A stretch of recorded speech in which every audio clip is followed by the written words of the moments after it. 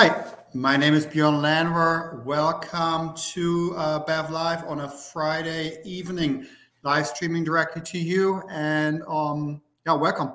Welcome also to those who are watching in the archive on our platforms. You can watch and access these videos anytime on our platform. Just go to archive and go ahead and watch them. Over the last few weeks, we have focused on an educational series talking about all kinds of varietals that you can buy. And today will be slightly different, but in many ways similar. We will be talking about Rosé. A lot of people don't know how Rosé is made. So what do you think? I think most people think that when they think rosé, they think of people blending white wine and red wine together, and that's partially correct because that's one way of doing it. Actually, in the Champagne, in the region of France where they make champagne, that's a common approach where they take Chardonnay and then add a little bit of Pinot Meunier or Pinot Noir into the blend, usually like 20%, and then you get that beautiful rosé color. But that's more the exceptions. The way rosé is usually made is called saunier, which is basically you start the fermentation or in red wine, and you then shortly after, during the maceration, shortly after take out some of the juice. And winemakers do that so that the ratio between the juice and the skin is a little bit different. So they take out the juice, so there's less juice and more skin, the ratio is higher. And that makes for more powerful wines. And then you can use that. The runoff basically it comes out as rosé. So a lot of people think, well, rosé may not be my thing. Well, you'd be surprised. I mean, maybe some of the red wines that you really, really like, basically also exist as a rosé. So think twice when you think about rosé. Don't just discard it as like a celebratory, but like a fun little wine. But something that could be quite serious because it could be made from a really, really serious red wine. So if you're a red wine drinker, never drink rosé, you may want to try it.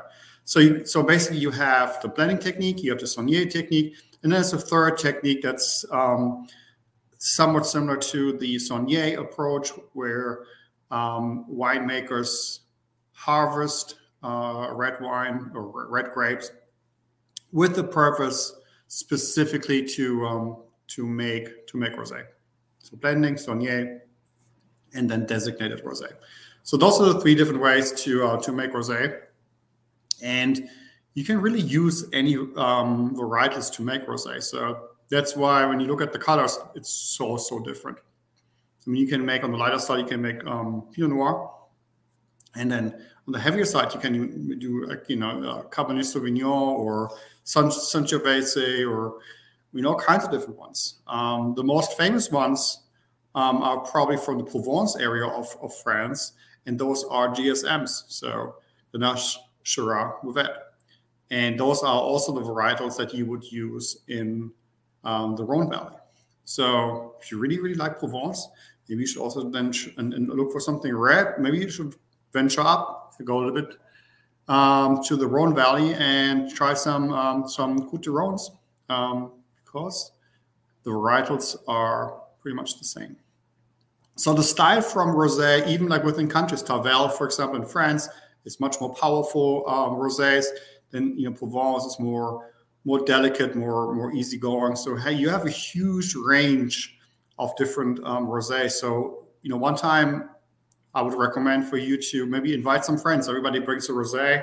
Everybody brings a rosé from a different country, from a different style, from a different background, and you can compare and see what you like and what you don't like. There's a huge range of rosé out there, and so I suggest to you to go out there and explore and try different rosé, because I'm a big fan of rosé. And also, one thing to mention is rosé does not have to be as fresh as possible. I mean, that's how a lot of people drink it, and that's perfectly fine. There's nothing wrong with that. But there are some rosés that could really use some age, and they develop nicely, and they're delicious. So don't always look for the wines, the rosés that just came out. Don't drink them always young.